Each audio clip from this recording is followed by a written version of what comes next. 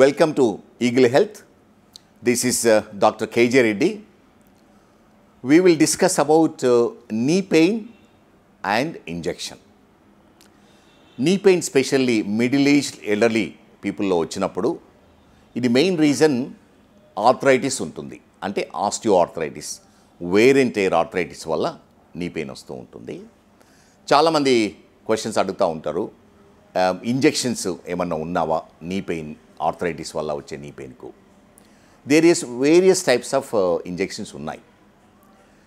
Most of the time ఎలా ఉంటుందంటే ఒకసారి తెలియకుండా వెళ్ళి ఇంజెక్షన్ తీసుకుంటారు.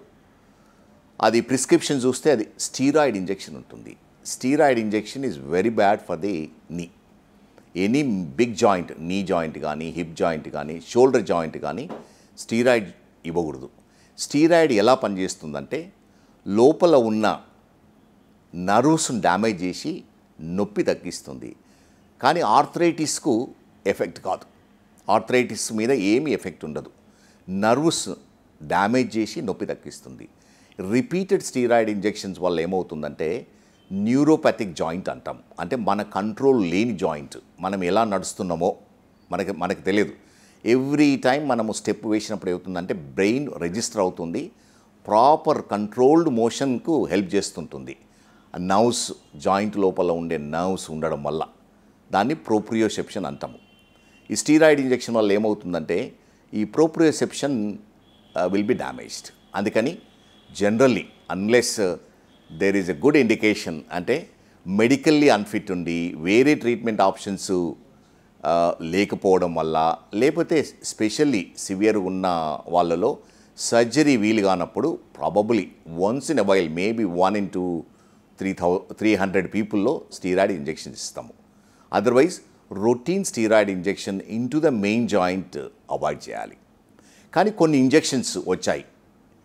ఎలాంటి ఇంజెక్షన్స్ అంటే జాయింట్ ఫ్లూయిడ్ ఇంజెక్షన్స్ అంటాము. ఒక థియరీ ఏంటిదంటే ఆస్టియోఆర్థరైటిస్ జాయింట్ ఫ్లూయిడ్లో చేంజ్ రావడం వల్ల ఆస్టియోఆర్థరైటిస్ స్టార్ట్ అవుతుందని ఒక హైపోథెసిస్. ఎందుకంటే normal constituents of the joint fluid damage అయ్యి అది మన బాడీ ప్రొడ్యూస్ చేయలేకపోతుంది. దానివల్ల మనకు డ్యామేజ్ అయిన కార్టిలేజ్ రిపేర్ ఎబిలిటీ తగ్గిపోతుంది.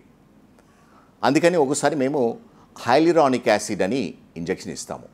ఈ హైలూరానిక్ యాసిడ్ ప్రిపరేషన్స్ చాలా ఉన్నాయి. All over the world there so many types.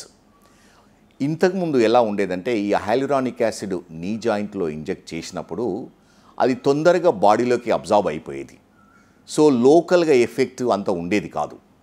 కానీ ఇప్పుడిప్పుడు high molecular weight hyaluronic acid వచ్చాయి. ఫర్ ఎగ్జాంపుల్ సిన్విస్క్ 1 అని చాలా వేరియస్ బ్రాండ్స్ వచ్చాయి. అది ఎలా ఉంటుందంటే ఇంజెక్షన్ ఇచ్చిన తర్వాత 6 weeks వరకు జాయింట్ లోపల ఉంటుంది. Because of it's high molecular weight absorption చాలా స్లో అవుతుంది. సో అదేవిధంగా అది 6 weeks జాయింట్ ఫ్లూయిడ్లో మిక్స్ అయ్యి రిపేర్ చేయడానికి హెల్ప్ చేస్తూ ఉంటుంది. ఇది ఎవరికి యూస్ఫుల్ ఉంటుందంటే ఆర్థరైటిస్ నేను ఇంతకుముందు చెప్పినట్టు 4 stagesలో ఉంటుంది. సో మోస్ట్ లైక్లీ ఇది స్టేజ్ 1, ప్రాబబ్లీ స్టేజ్ 2 వాళ్ళకు ఎఫెక్టివ్ ఉంటుంది.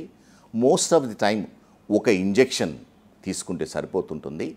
కానీ ఇంజెక్షన్ ఇచ్చేటప్పుడు చాలా కేర్ఫుల్గా ఉండాలి. ఇది లైక్ ఏ మినీ ఆపరేషన్. ఈ ఇంజెక్షన్ అండర్ ఏసెప్టిక్ కండిషన్స్, అంటే క్లీన్ కండిషన్స్లో ఆపరేషన్ థియేటర్లో ప్రిఫరబుల్లీ ఇవ్వవలసి ఉంటుంది.